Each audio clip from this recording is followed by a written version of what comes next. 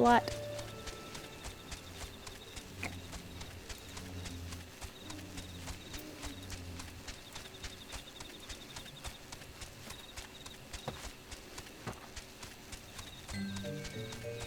I'm back. I don't know you, Alexia.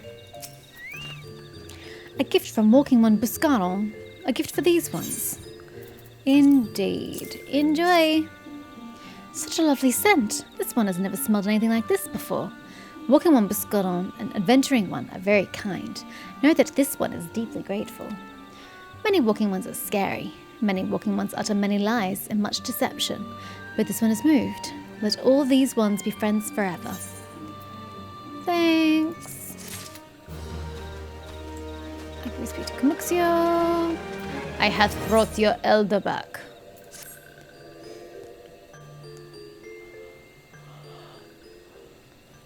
This one has been expecting Walking One. This one fetches Elder One. Wait, why have I been downgraded to Walking One? I'm Helpful One.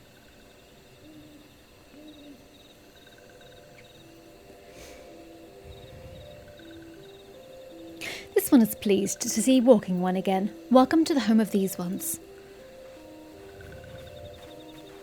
Of course, you two come when there's nothing to do. What happened to rallying the troops, hey? I don't remember seeing the troops. Ah, there you are, Seren. We've just been hearing tell of your deeds of daring do. Well done. Useless characters.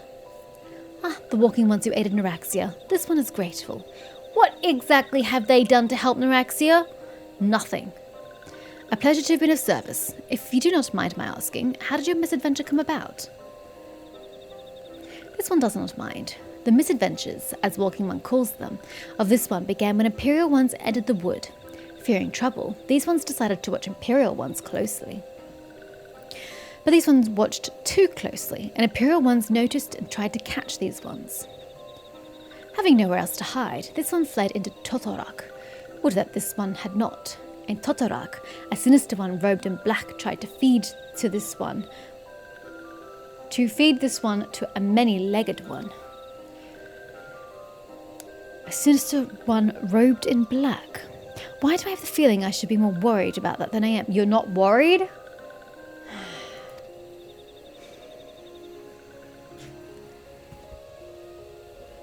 Elder Frixio, we come to you as emissaries of the nation of Gridania. You two don't, I do. This missive bears the words of the Elder Eorzea.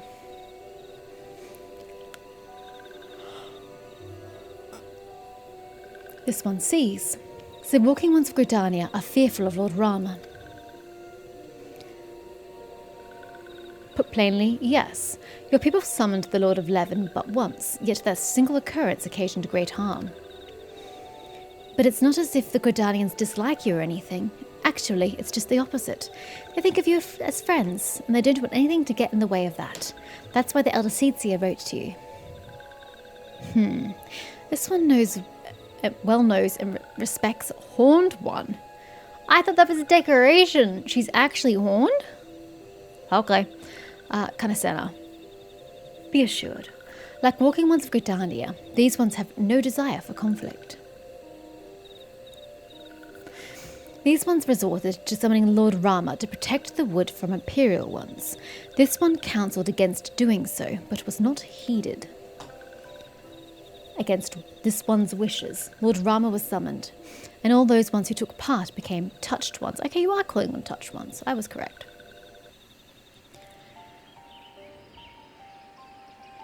What am I looking at? Is that Lord... Oh, it's Lord Rama. Just a really fucked up angle. These ones want so desperately to turn touch ones back to normal ones, but did not know how, and still do not know. Touched ones, meanwhile, wanted to turn these ones into touched ones, and did know how. So this one fled to Little Solace with all those ones who did not wish to be bound to Lord Rama. I'm still yawning.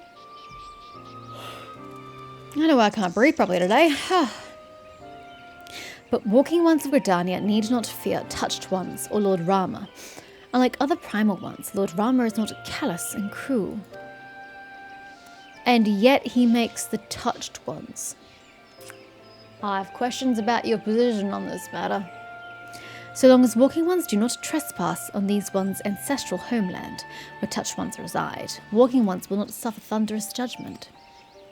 That's right, Rama was thunder, wasn't he? But this one has spoken enough of touched ones.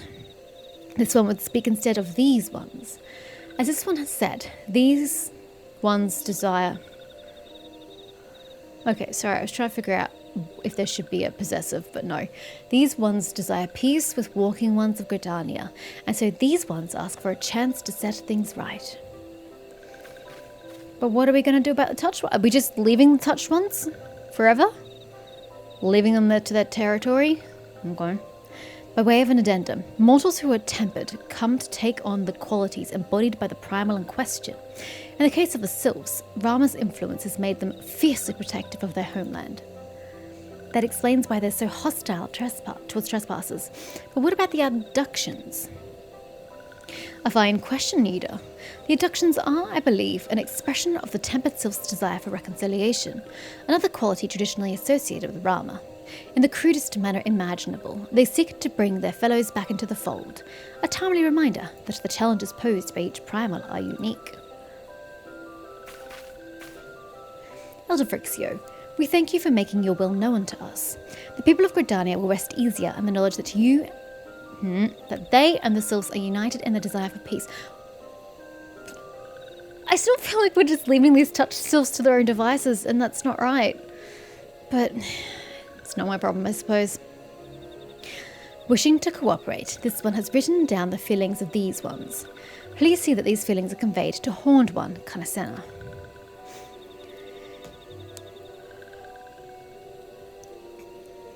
And with that, I believe we can lay the matter of Rama to rest.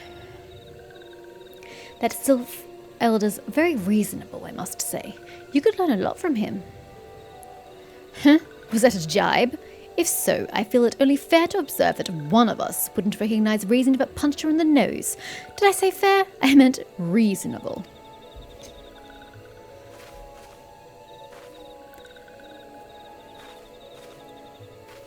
Anyway, we're going to head back to the Waking Sands and tell Minfilia all about it.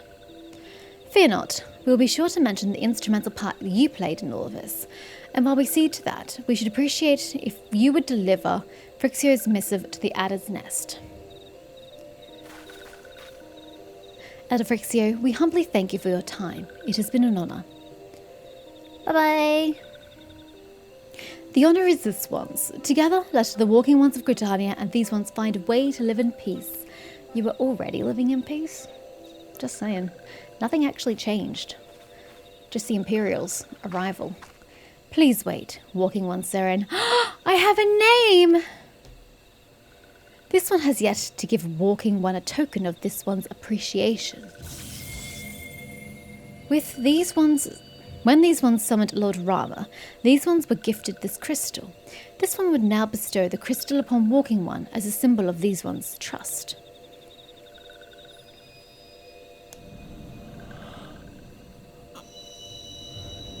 Oh, like one of the Echo Crystal Duverwhackers.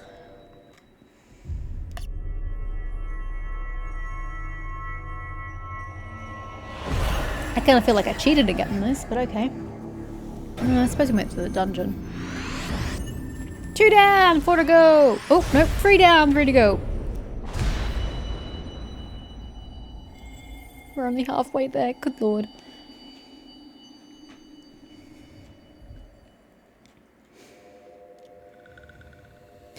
This one was not mistaken about walking one.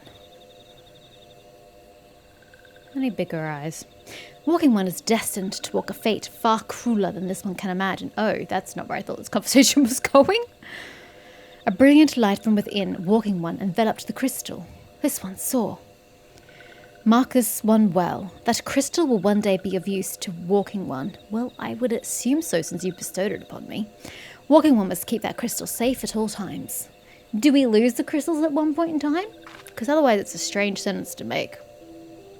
I choose to see it as foreshadowing. Before Walking One returns to Gridania, this one would ask Walking One to watch Touched Ones.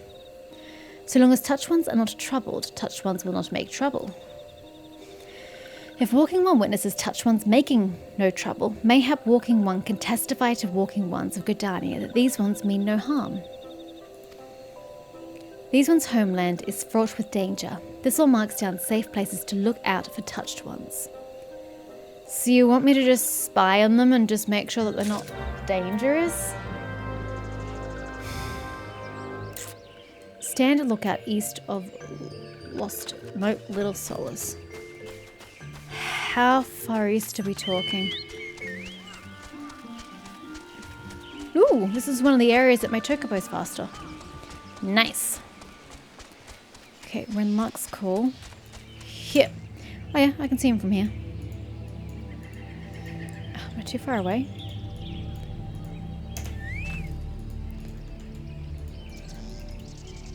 Oh, for love of all that's holy.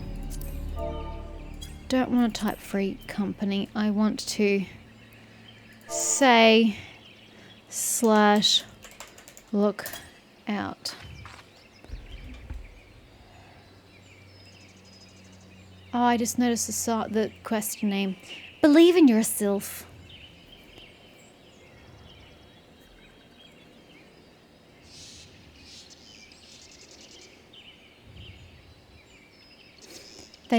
There are tempered one sylphs in the distance. You do not sense that these pose danger if left alone. They're also kind of not doing anything. Okay, let me go back to free company chat, and deliver it back to town. To town I shall deliver it.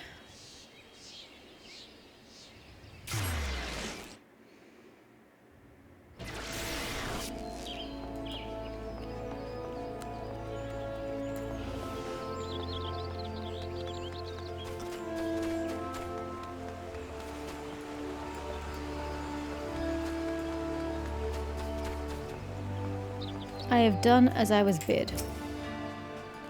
Ah, Private Lunafell, how went the meeting with the sylphs? This fluid lettering of the Little Solace Elder Fixio is as beautiful as it is unintelligible. You can decipher this if you like then, sir.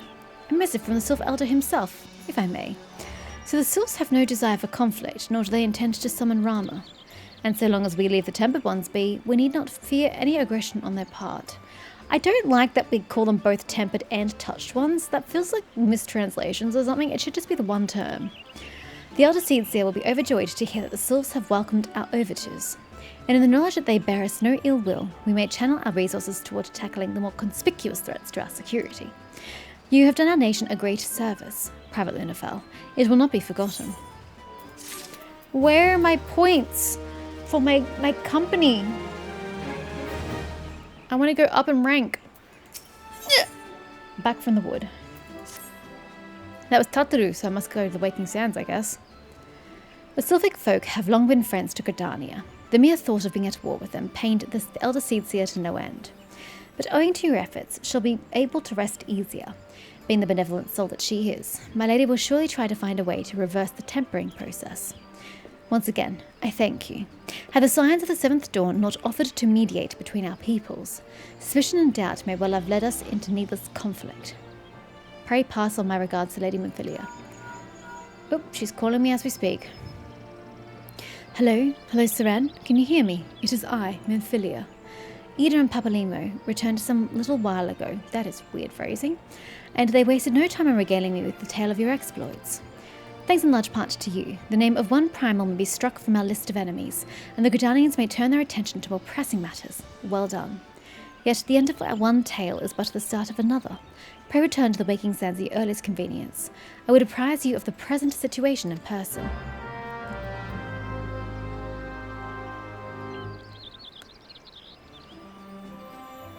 Okay. Now, somebody said I could sell my gear, my dungeon gear, to one of these dudes. Maybe I'm incorrect.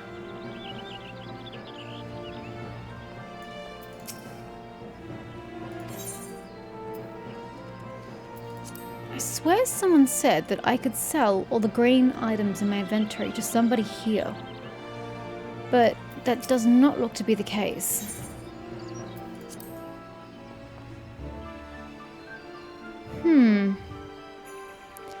Interesting.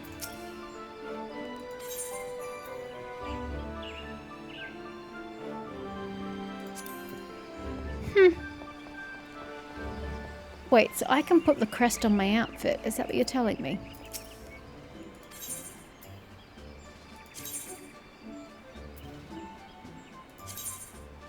Can I at least see what it would look like? What's it gonna look like if I do that?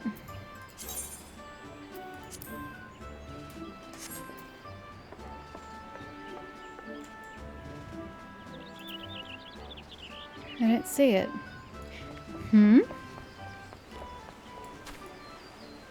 Maybe it wasn't the item I was wearing like I assumed it was.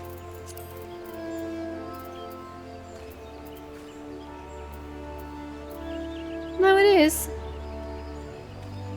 But I thought it was going to be something visible. But there is nothing. There's no crest. There's nothing additional on this outfit. What the hell did I pay 100 gil for? I am confused. But that is okay. It is a common state for me. So we just need to go back to making sands, yes? Although I still feel like... Aha! That's what we need to do.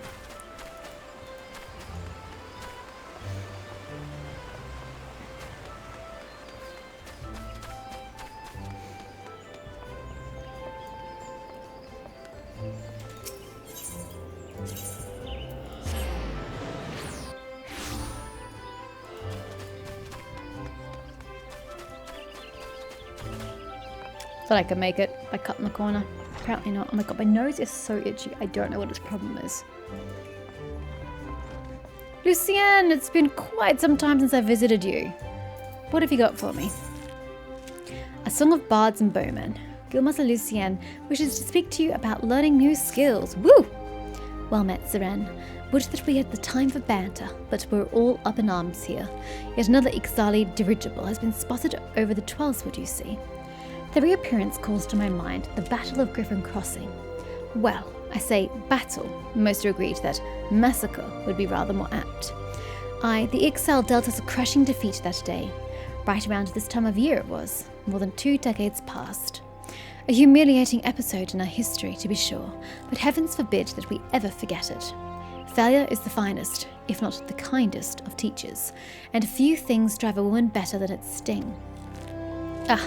But do let's speak of cheerier matters. Mayhap you've already heard, but a renowned archer has recently returned to the Twelveswood, the one they call the God's Bow. That's just a title, of course. His birth name is Jehantel, and he was once of the God's Quiver. The man was a legend even then, and there was no honour greater than being taken under his tutelage. But that's not all there is to him, mind you. Jehantel was also a skilled bard, one of the few... Is this where I get my bard abilities? Rare few capable of inspiring others to great feats through song. Upon learning that the God's Bow had returned, dozens of us flocked to him in hopes of training under a legend, yours truly included. Alas, the meetings haven't unfolded quite as we had hoped. Jehantel has refused to teach each and every suitor that has approached him thus far. Suitor is not the word I would use there. Suitor is more like a romantic sense. Though it should be mentioned that the topics he is reluctant to instruct us in do not include poetry and song. He seems exceedingly keen to teach us all about them. Some few of us were tempted to take him up on the offer, save that we have a nation to defend. Far be it from my intent to belittle all those bards out there, but I like my chances rather better charging into battle with a quiver than a harp. And here we were hoping that transcendent mastery of the bow might be ours. By the sparkle in your eyes, I'd wager you have an interest in that selfsame poetry and song. Come now, there is no call for shyness, and there is more to life than battle. If you would present yourself as a pupil to Jehantel, I happen to know his whereabouts. I'm given to understand that he has made his camp somewhere west of Quarrymill in the South Shroud. Jehantel is an agreeable sort of fellow, and should be willing enough to meet with you. Truth be told, I'm still holding on to hope. If you could find a way into Jehantel's confidence, mayhap he can yet be persuaded to train us. I wish you the best of luck, friend. Okay, to the south road I go.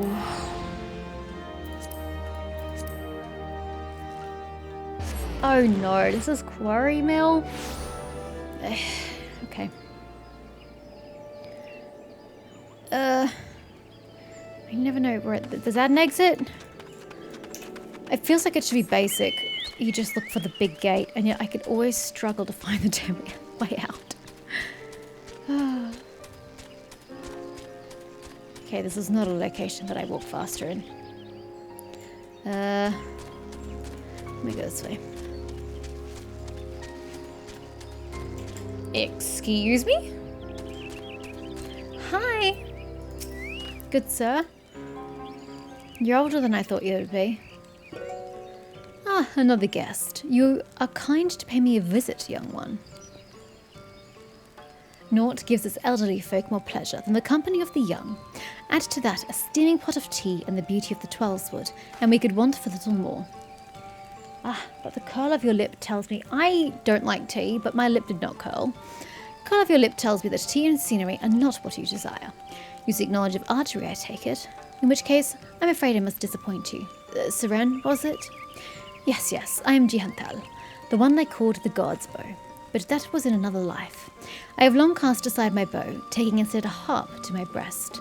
For years I have lived as a bard, going wherever the wind blows, exulting in the beauty of creation through song. To be sure, I still have the eyes to recognize a promising archer when I see one, and you, young one, have promise. Keep your nose to the grindstone, and one day you may count yourself a virtuoso of the bow. Yet know that virtuosity is worthless without virtue. Aye, the words of the ballad of the vainglorious fool tell us this much. Who's the vainglorious fool? You truly wish to remain in the poetry and verse? Well, I must admit to being rather taken aback. And on certain days such as these, there are few indeed who would devote their time to song as opposed to more tangible endeavours. You intrigue me, young one. I find myself growing curious as to how the melodies of old might find expression through you. I do believe a certain friend of mine would be of the selfsame opinion. Aye, that would be as good a place as any for us to begin. Listen well, Saran. There is a Moogle named Puknopoki, who can oft be found wandering in areas situated east of here. I would have you present yourself to him. Puknopoki is possessed of a discerning eye for talent. If he sees potential in you, I should be well satisfied that you indeed have the makings of a bard. Heed me, O poisson athique, turn thee over the hourglass of time, that we might gaze upon the battles of yore. Okay. I will go to your Puknopoki.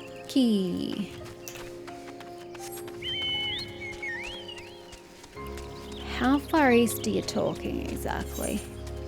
Oh, all the way east, but at least still on the same map.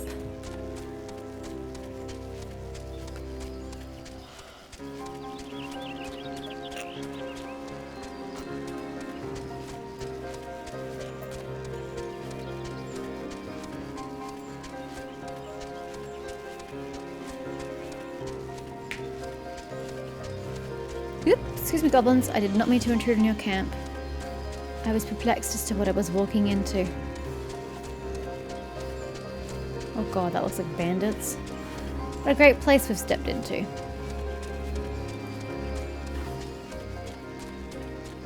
Are you spying, little Moogle, on the people here?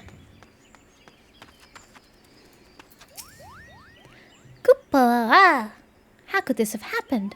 It's just so embarrassing. A blunder for the ages, Koopa. You understand what I'm saying, don't you? That's a rare talent, I'll allow, but you've caught me at a bad time, Koopa. Now, be a good adventurer and show yourself out. Jihantal sent you? You should have said so sooner, Koopa. You do know that Jihantal is no ordinary bard, yes? His songs can salve your heart and strengthen your resolve. They can banish your fears and fill you with hope, and that's not even scratching the surface. Why, to hear him perform is like bathing in sunbeams, Koopa. I've asked, begged, and pled more times than I care to count for Jihantal to stay and sing in the forest. Only now has he deigned to set foot here again. But he's refusing to sing for us. That's a blatant breach of promise, Koopa. But what's this? Why, you're being... Sorry. By the 12th, this means that things may yet turn out as planned. Why, you might even have it in you to surpass the man, and that's saying a lot, Cooper. Egads, your coming had me so excited my predicament nigh escaped my mind. There's a charm that I had meant to give to Huntel, you see, but it was stolen as I napped, Cooper. I roused just in time to espy the thief, and attempted to give chase. Alas, drowsiness robbed me of my balance, and I was delayed by this tree. Last I saw of that overbold brigand, he, or possibly she, was scurrying towards Taker's Rot, Cooper. Now I realise we've only just met, but would you mind recovering the charm and delivering it to Jahantel in my stead? Cooper?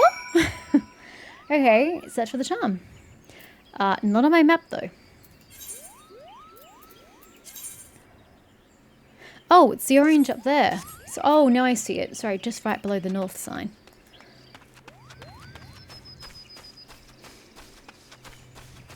Pardon me. Bandits, poachers, coming through. I guess normally you'd be attacked by this lot, but we're too high level for that shit. Stolen goods? Stolen crate. Thank you. I kind of expected y'all to attack me as I took that, but you didn't. Go team.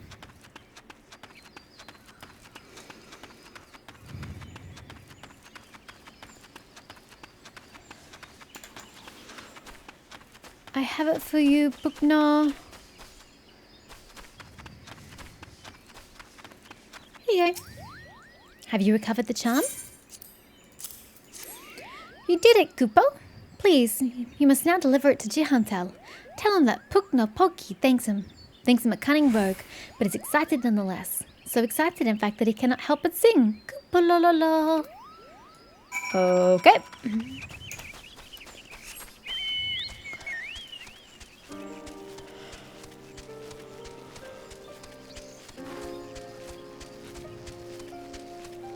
Around the goblin camp this time. And a jump for funsies.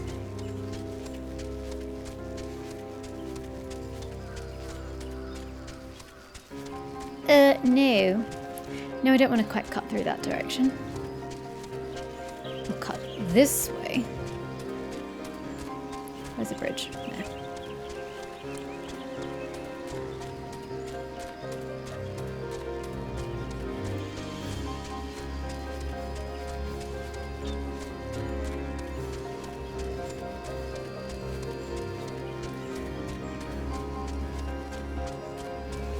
I'm back.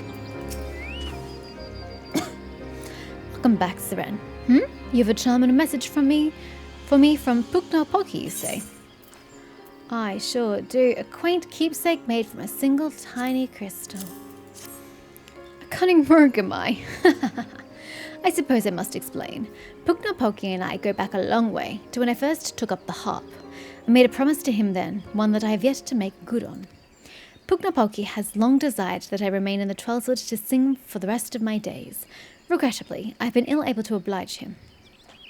Duty called, you see. I had battlefields to stand upon and comrades to protect. Moreover, an event came to pass that rendered my being in the Tweleswood problematic. I thought that by taking eager souls such as you under my wing, mayhap it would suffice to appease Puknapoki. Of course, he saw straight through my little ruse. What the Moogle lack in grace, they aptly make up for in wit. The creatures are great lovers of song. That you return with this charm is proof positive of his high regard for your potential as bard and archer both.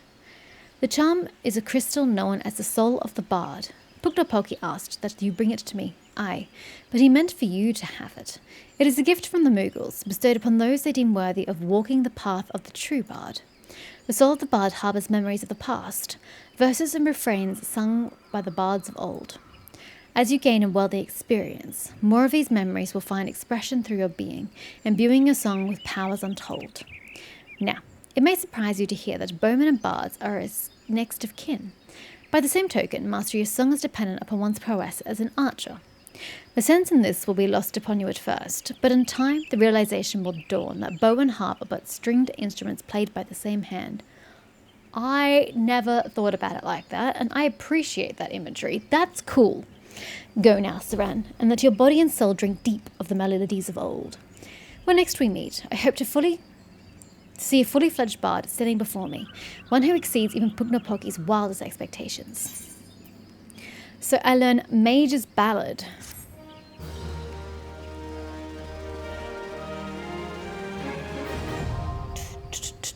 Armory unlocked. What's an armory in the game context? Bard unlocked.